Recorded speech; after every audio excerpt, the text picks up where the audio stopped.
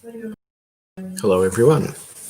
So we're reading again from the Soul of Jerusalem, written by or compiled by Rabbi Shlomo Katz, and it's the teachings of Rabbi Shlomo Carlebach, specifically for the 3 weeks. The first line of this is page 22. The first line of the Torah says, "Bereshit bara Elokim et hashamayim ve'et haaretz." In the beginning, God created heaven and earth. And the verse continues, "V'haaretz hayta tohu vavohu." And the land was in chaos. V'ruach Elokim merachefet al pnei hamayim. And the Spirit of God was upon the waters. The Midrash asks, what was the Spirit of God which was upon the waters? The Spirit of God refers to Rucho Shel Mashiach, the Spirit of Mashiach. And it says, Vayomer Elokim yehi or. God said, let there be light. Vayihi or, and there was light. That means that someday when Mashiach comes, it will be the time for God to say, let there be light. Now listen to this. The haaretz, and the land, this is the Holy Land. What other land could the Torah be talking about? The haaretz hayta tohu vavohu, the land was mamash in chaos. This is the Churban Beit HaMikdash. V'ruach Elokim merachefet al pnei hamayim, and the Spirit of God was upon the waters. The Midrash asks, what were these waters? And it answers, these were all the tears that were shed over the destruction. Who was crying over the destruction? The Jewish people were crying. God was crying. In Hebrew, there is no singular term for water. Maim is always plural. Since maim can mean the tears, it's always 2 tears. In other words, when I'm crying, God is crying. There's never been 1 tear in the world. With every tear that someone sheds, God is crying also. 2 tears, at least, every time. No one has ever cried alone. We know that the first 2 letters of the Hebrew alphabet are Aleph and Bet. And the strangest thing is, Bereshit bara, the phrase describing the creation of the world, begins with Bet. Excuse me. In the 10 Commandments, the Torah begin with Aleph.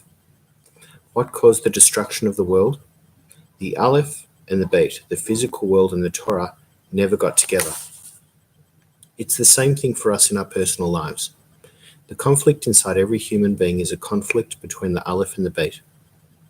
Our Bet, our physical world, has not been completely integrated into our Aleph, our Torah. Or that some of our Aleph, our Torah, didn't get deep enough into our kishkas, our physical being. The Aleph and the Bet just never got together, which results in destruction. We try our best.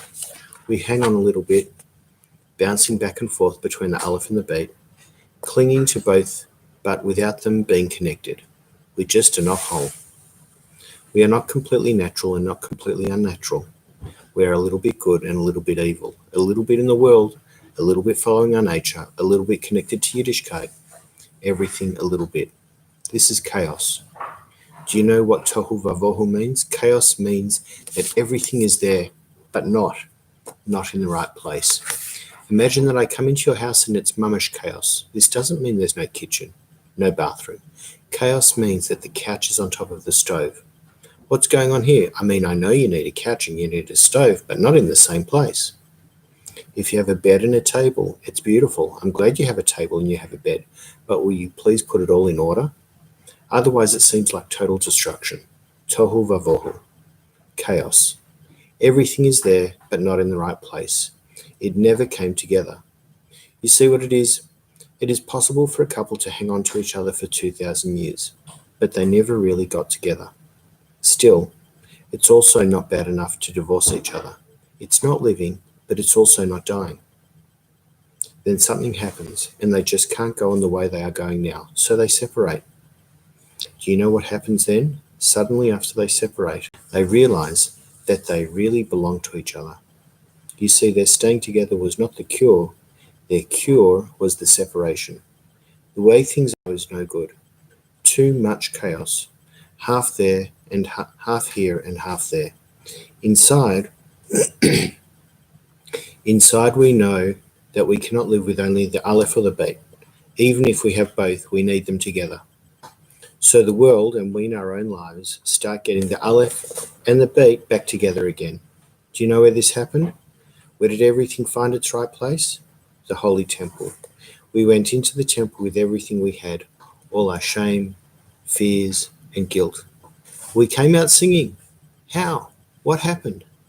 The Holy Temple put everything in its right place. In the Holy Temple, God brought the Aleph and Beit together again. The Beit HaMikdash is where everything came together.